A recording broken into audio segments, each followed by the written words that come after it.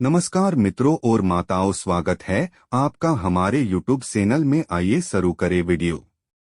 नारद मुनि भगवान विष्णु की भक्ति में साधना करने बैठ गए। ज्ञानी ध्यानी नारद मुनि को तप करते देख देवराज इंद्र को लगा कि कहीं नारद मुनि अपने तप के बल पर स्वर्ग की प्राप्ति तो नहीं करना चाहते। इस पर उन्होंने कामदेव को स्वर्ग की अप्सराओं के साथ नारद मुनि का तप भंग करने के लिए भेजा। लेकिन नारद मुनि पर कामदेव की माया का कोई प्रभाव नहीं हुआ। तब डरे हुए कामदेव ने नारद जी से क्षमा मांगी और स्वर्ग को लौट गए। कामदेव की माया से मुक्त रहने पर नारद मुनि को इस बात का अहंकार हो गया कि उन्होंने कामदेव पर विजय प्राप्त कर ली है। ऐसे में वह अपनी विजय का बखान करने श्रीहरि के पास बैकुंठ पहुंचे और उन्हें पूरी घटना बताने लगे कि कैसे उन्होंने कामदेव को जीत लिया। श्रीहरि विष्णु नारद जी के मन में आ चुके अहंकार को जान गए और उन्होंने अपने परम प्रिय नारद मुनि को अहंकार से मुक्त करने का निश्चय किया। जब नारद जी बैकुंठ से लौट रहे थे तो रास्ते में उन्हें एक बहुत सुंदर और समृद्ध नगर दिखा, जिसमें बहुत बड़ा राजमहल था। यह नगर श्रीहरि ने अपनी योगमाया से निर्मित किया था। नारद मुनि अपनी धुन में होने के कारण कुछ समझ नहीं पाए और इस नगर के राजमहल में पहुंचे। राजा ने उनका भव्य स्वागत किया और अपनी पुत्री को बुलाकर नारद मुनि से कहा कि मुझे अपनी राजकुमारी का स्वयंवर करना है। आप इसका हाथ देखकर इसके भविष्य के बारे में कुछ बताइए। राजकुमारी के रूप को देखकर नारद जी मोहित हो गए। जब नारद जी ने उसका हाथ देखा तो हथेली की रेखाएं देखते ही रह गए।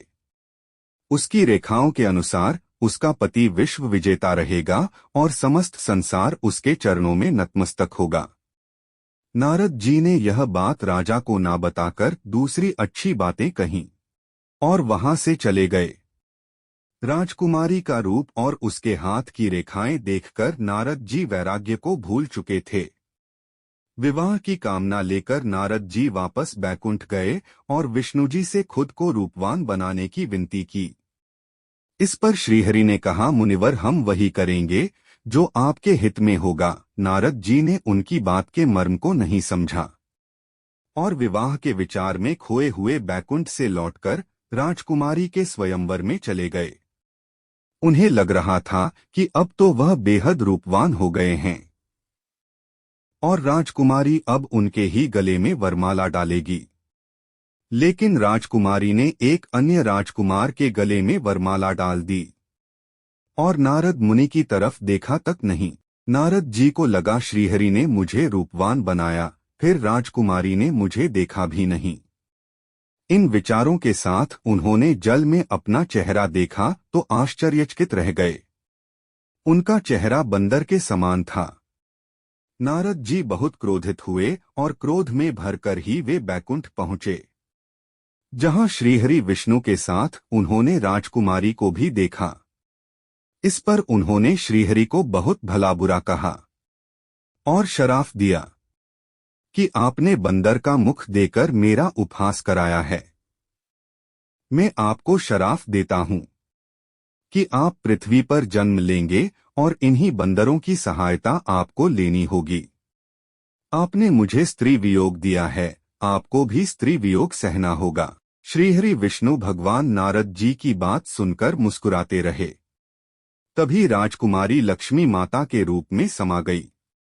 यह दृश्य देख नारद जी को समझ आया कि वह राजकुमारी कोई और नहीं स्वयं माता लक्ष्मी थीं और वह राजकुमार कोई और नहीं स्वयं श्रीहरि विष्णु थे। ज्ञान होने पर नारद मुनि भगवान से क्षमा मांगने लगे, लेकिन शराब को वापस नहीं ले सकते थे। श्रीहरि ने भी उनकी वाणी का मान रखा और श्रीराम के रूप में अवतार लिया। इसमें उन्हें माता सीता से वियोग भी सहना पड़ा और वानर रूपी रुद्रावतार हनुमान जी ने संकट के समय उनका साथ भी दिया। मित्रों, जानकारी अच्छी लगी हो तो लाइक सब्सक्राइब कर लीजिएगा। जय श्री कृष्णा।